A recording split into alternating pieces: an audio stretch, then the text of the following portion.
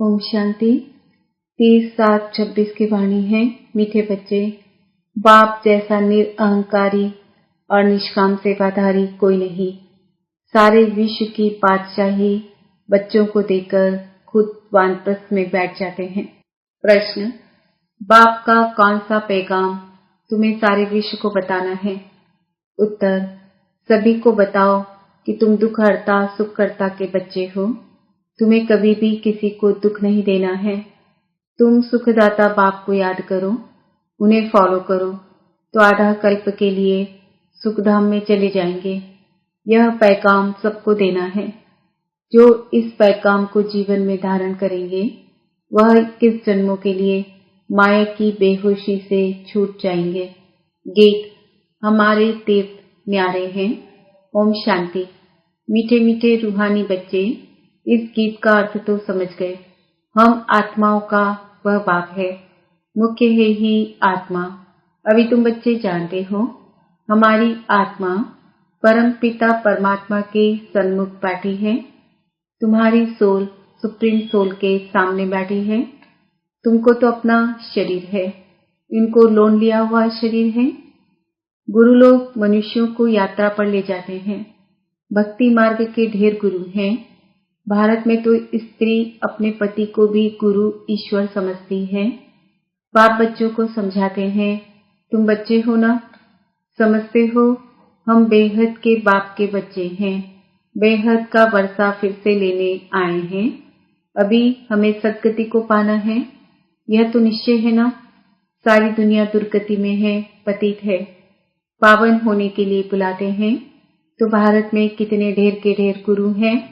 कोई को 100 फॉलोअर्स, कोई के 500, कोई के 50 भी होते हैं, कोई के लाखों करोड़ों भी होते हैं। जैसे खोजों का अंगाखा गुरु है, कितने उनके फॉलोअर्स हैं, कितना उनको रिगार्ड देते हैं। फिर भल कुछ भी करने वाला हो, लेकिन उनका मान कितना है। भक्ति मार्ग में गुरु अनेक हैं, फिर वह भी नंबरवार होते हैं। कोई की कमाई पद्मों की होती है, आगा खां की कमाई बहुत है। उनको हीरों में तौलकर दान किया था उनके शिष्यों ने। एक तरफ हीरे, दूसरी तरफ उनका गुरु। हीरे दान करते हैं, कितने हीरे होंगे। आजकल सोने में तो बहुतों को वजन कर देते हैं। दूसरा प्लैटिनियम होता है, वह सोने से भी ज्यादा कीमती होता है, वह भी वजन कर दिया था। गुरु का मर्तबा देखो कितना है। ऐसे गुरु लोग तो ढेर हैं। अब इस सदगुरु को तुम क्या देंगे? उनको वजन करेंगे, हीरे वजन कर देंगे। उनका वजन हो सकता है, उनका खुद का ही वजन नहीं है। शिव तो है ही बिंदी, उनका वजन तुम क्या कर सकेंगे। यह तुम्हारा गुरु कितना वंडरफुल है, सबसे हल्का, बिल्कुल ही सूक्ष्म है। तुम्हारा गुरु एक है, तुम जानते हो। शिव बाबा तो दाता है, भगवान कभी कुछ ले नहीं सकते, वह तो देते हैं। ईश्वर अर्थ दान सब करते हैं, तो समझते हैं दूसरे जन्म में इसका एवजा मिलेगा, कामना तो रखते हैं। अब यह तो है बेहद का बाप। इन जैसी निष्काम सेवा कोई कर नहीं सकता। निष्काम सेवा भी कैसी है। बच्चों को विश्व का सुखधाम का मालिक बनाते हैं। बाबा खुद थोड़े ही विश्व का मालिक बनते हैं। उनको कहा जाता है सुख का सागर, शांति का सागर, पवित्रता का सागर। बच्चों को हर एक बात अच्छी रीति समझाई जाती है। एक ही बाप से तुमको जीवन मुक्ति मिल जाती है। बाबा से स्वर्ग का वर्षा मिलता है। निश्चय किया बस बाबा और वर्षे को याद करना है। इनको कहते हैं ज्ञान का सागर। सारा सागर स्याही बनाओ, सारा जंगल कलम बनाओ, तो भी एंड नहीं हो सकती। तुम शुरू से लेकर लिखते जाओ तो तुम्हारी ढेर पुस्तकें हो जाएं। यह नॉलेज तो बहुत वैल्यूएबल है, जो धारण करने की है। जानते हो, यह कोई परंपरा तो चलती नहीं। अभी तुमको तंत्र मिलता है। बाप आकर बच्चों को अपना परिचय देते हैं, वही काफी है। बाप का परिचय देने से, रचता को जानने से रचना का भी ज्ञान आ जाता है। बुद्धि कहती है जो सतयुग में आते होंगे उनके पुनर्जन्म जास्ती होंगे। चक्र में जो पहले आए होंगे वही आएंगे। इस चक्र को भी अच्छी रीति समझना है। गीत में भी सुना, हमारे तीर्थ न्यारे हैं, वह तो जन्म जन्मांतर तीर्थ यात्राएं आदि करते आए हैं। यह सिर्फ तुम्हारी एक जन्म की यात्रा है। इस रूहानी यात्रा में जरा भी कोई तकलीफ नहीं।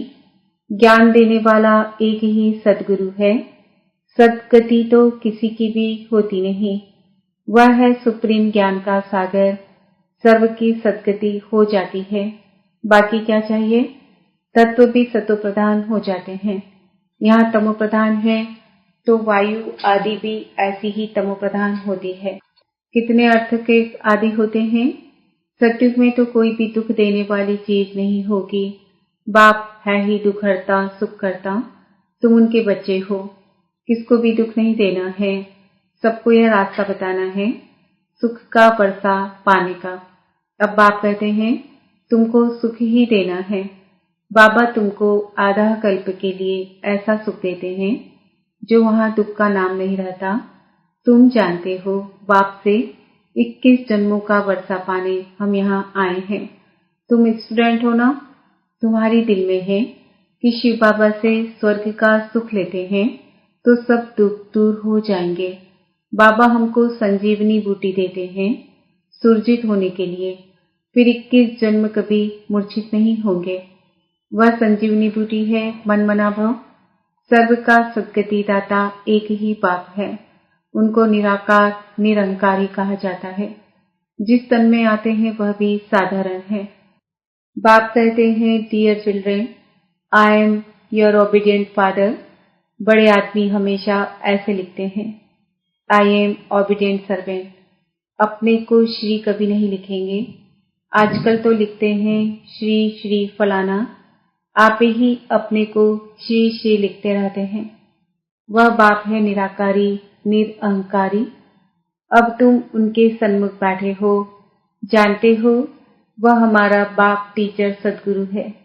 बाकी तो सब भक्ति मार्ग के अनेक गुरु हैं। गुरुओं के भी गुरु होते हैं, इनका कोई गुरु नहीं। यह सत बाबा सत टीचर सद्गुरु हैं। तुम जानते हो आत्मा ही संस्कार धारण कर रही है। बाबा भी आत्मा है ना? उनमें भी गुण हैं। तुम्हारे गुण अलग अलग हो जाते हैं। इस समय जो गुण तुम्हारे में हैं वही बाप के हैं। फिर सतयुग में तुम्हारे दैवी गुण हो जाएंगे। बाप ज्ञान का सागर प्यार का सागर है। श्री कृष्ण की महिमा अलग है। शिव बाबा को 16 कला संपूर्ण नहीं कह सकते। वह तो स्थिर है ही। बाप कहते हैं यह टाइटल तुम मुझे नहीं दे सकते हो। मैं थोड़ी ही भिखारी बनता हूँ जो फिर सर्वगुण संपन्न बनो। मेरी महिमा इन जैसी थोड़ी ही करेंगे। इस नॉलेज को जिन्होंने कल्प पहले सुना है वही आएंगे। आकर बाप से सुनेंगे, फिर बाप को याद करेंगे। पिछाड़ी को हाय हाय कर रोते हैं, फिर जय जयकार हो जाती है। अभी तुमने यात्रा का भी राज समझा है। इस यात्रा से फिर तुम कभी मृत्यु लोक में लौटते नहीं हो। उन यात्राओं से फिर घर लौट आते हैं। कितने मनुष्य स्नान करने जाते हैं। भक्ति का विस्तार देखो कितना है। जैसे झाड़ कितना बड़ा अथाह होता है, बीज तो बिल्कुल छोटा होता है, वैसे भक्ति का भी विस्तार कितना है। ज्ञान का एक टुक्का भी सद्गति कर देता है। भक्ति में उतरते उतरते आधा कल्प लग जाता है। यहाँ तुमको सीढ़ी चढ़ने में 1 सेकंड लगता है। लिफ्ट कितनी अच्छी है, नीचे से एकदम ऊपर अपने घर ले जाती है। इसको कहा जाता है चढ़ती कला। सर्व का भला, सर्व का सद्गति दाता एक बाप ही है। अब ज्ञान भक्ति का फर्क देखा। ज्ञान भक्ति वैराग्य है ना? सन्यासियों का है हद का वैराग्य। बाप ने समझाया है वैराग्य 2 प्रकार का है। एक है हद का वैराग्य जिससे कोई सद्गति नहीं होती। दूसरा है बेहद का वैराग्य जिससे तुम्हारी सद्गति हो जाती है। अभी सद्गति के लिए तुम बच्चों को श्रीमत मिलती है श्रेष्ठ से श्रेष्ठ बनने की। अब श्रेष्ठ दुनिया की स्थापना हो रही है श्रीमत पर। यह भ्रष्ट दुनिया रावण की मत पर बनी है। हम श्रेष्ठ बन रहे हैं। यह बातें तुम ही जानो, दुनिया बिल्कुल नहीं जानती है। तुम्हारे लिए तो कहते हैं यह ब्रह्मा कुमारियां विनाश कराने वाली है। सचमुच विनाश तो होना ही है, इससे ही तो कल्याण होना है। कल्याणकारी बाप आते हैं तो महाभारी लड़ाई लगती है। कहेंगे हमने कहा था ना कि ब्रह्मा कुमारियां विनाश करेंगी। बरोबर विनाश तो होना ही है। पुरानी दुनिया विनाश होगी। हम नई दुनिया स्थापन करते हैं। पुरानी के बाद नई जरूर है ही। कल्प कल्प विनाश होता है, तभी भारत में स्वर्ग के द्वार खुलते हैं। परंतु वे लोग समझे कैसे? आगे चलकर बहुत समझेंगे। बाप जब आते हैं तो पुरानी दुनिया सारी स्वाहा हो जाती है। तुम्हारा यह यज्ञ तो वंडरफुल है, जिसमें आहुति पड़नी है। यह भी तुम जानो और न जाने कोई। विजय तो पांडवों की होनी है और सब खत्म हो जाएंगे। बाकी तुम पांडव रहते हो, फिर नई दुनिया में राज्य करते हो। यह नॉलेज बड़ी वंडरफुल है। सबका दुख हरता, सुख करता, सदगति देने वाला एक ही बाप है। कितना मीठा, कितना प्यारा बाप है। कहते आए हो मीठे बाबा, आप जब आएंगे तो आप पर हम वारी जाएंगे। मेरा तो आप, दूसरा न कोई। इसका मतलब यह नहीं कि घर बार छोड़ यहाँ आकर बैठेंगे। नहीं, गृहस्थ व्यवहार में बल रहो। 7 रोज का कोर्स ले, फिर कहाँ भी जाओ, मन मना भो। बाप को याद करना है और वर्षा पाना है। बस याद की यात्रा में रहना है, इससे ही बेड़ा पार है। यह भी तुम जानते हो। पवित्र रहना है, चीची खाना आदि नहीं खाना है। मुरली तो मिलती ही है, कोई समय मुरली नहीं भी मिलेंगी। आफतें आएंगी, हंगामा आदि हो जाएगा तो मुरली मिल नहीं सकेगी। तुम इन आंखों से जो कुछ देखते हो वह नहीं रहेगा, सब भस्म हो जाएगा। प्रलय तो होती नहीं, दुनिया तो एक ही है, नई सो पुरानी होती है। न्यू वर्ल्ड ओल्ड वर्ल्ड कहा जाता है। अब तो कहेंगे यह ओल्ड वर्ल्ड है, बाकी थोड़ा समय है। वह कहते हैं कल्प की आयु लाखों वर्ष है। कलयुग के लिए कहते 40,000 वर्ष पड़े हैं। वास्तव में 5,000 वर्ष का चक्र है। तुम्हारी बुद्धि में सारी नॉलेज है। मनुष्य तो बिल्कुल पत्थर बुद्धि है। एक्टर्स होकर ड्रामा के क्रिएटर डायरेक्टर को ना जाने तो उनको क्या कहेंगे? वर्ल्ड की हिस्ट्री ज्योग्राफी कैसे रिपीट होती है, यह तो जानना चाहिए ना। जो अच्छी रीति जानते हैं, बुद्धि में धारण कर औरों को धारण कराते हैं, वह ऊंचते ऊंच पद पाते हैं। बाप कहते हैं जो नॉलेज मेरे में थी वह अब तुमको दे रहा हूँ। ड्रामा प्लान अनुसार मैं रिपीट करता हूँ। मेरा भी ड्रामा में पार्ट है, भक्ति मार्ग में भी पार्ट बजाया। अब तुमको आकर अपना और रचना के आदि मध्य अंत का परिचय देता हूँ। मैं भी ड्रामा के बंधन में हूँ। मैं आता ही एक बार हूँ अपना परिचय देने और रचना के आदि मध्य अंत का नॉलेज सुनाने। अच्छा, मीठे मीठे सिकिल दे बच्चों प्रति माता पिता बाप दादा का याद प्यार और गुड मॉर्निंग। रूहानी बाप की रूहानी बच्चों को नमस्ते। हम रूहानी बच्चों की रूहानी माता पिता बाप दादा को याद प्यार गुड मॉर्निंग नमस्ते ओम शांति। धारणा के लिए मुख्य सार, बाप समान ओबीडिएंट बनना है। कभी भी किसी बात में अपना अहंकार नहीं दिखाना है। निराकारी और निरहंकारी होकर रहना है। बाप टीचर और सदगुरु के कॉन्ट्रास्ट को समझ निश्चय बुद्धि पर श्रीमत पर चलना है। रूहानी यात्रा पर रहना है। वरदान, पुरुषार्थ शब्द को यथार्थ रीति से यूज कर सदा आगे बढ़ने वाले श्रेष्ठ पुरुषार्थी हो। कई बार पुरुषार्थी शब्द भी हार खाने में व सफलता प्राप्त होने में अच्छी ढाल बन जाता है। जब कोई भी गलती होती है तो कह देते हो हम तो अभी पुरुषार्थी हैं, लेकिन यथार्थ पुरुषार्थी कभी हार नहीं खा सकते, क्योंकि पुरुषार्थ शब्द का यथार्थ अर्थ है स्वयं को पुरुष अर्थात आत्मा समझकर चलना। ऐसे आत्मिक स्थिति में रहने वाले पुरुषार्थी तो सदैव मंजिल को सामने रखते हुए चलते हैं। वे कभी रुकते नहीं, हिम्मत उल्लास छोड़ते नहीं। स्लोगन: मास्टर सर्वशक्तिवान की स्मृति में रहो। यह स्मृति ही मालिकपन की स्मृति दिलाती है।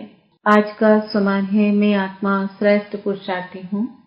आज के व्यक्ति इशारे: ज्वाला स्वरूप स्थिति में रह शक्तिशाली याद का अनुभव करो। कोई भी कार्य करते व बात करते बीच बीच में संकल्पों की ट्रैफिक को स्टॉप करो। 1 मिनट के लिए भी मन के संकल्पों को, चाहे शरीर द्वारा चलते हुए कर्म को, बीच में रोककर भी यह प्रैक्टिस करो। तब बिंदु रूप की पावरफुल स्टेज पर स्थित हो सकेंगे। जैसे अव्यक्त स्थिति में रह कार्य करना सरल होता जा रहा है, वैसे ही यह बिंदु रूप की स्थिति भी सहज हो जाए। तो यही योग की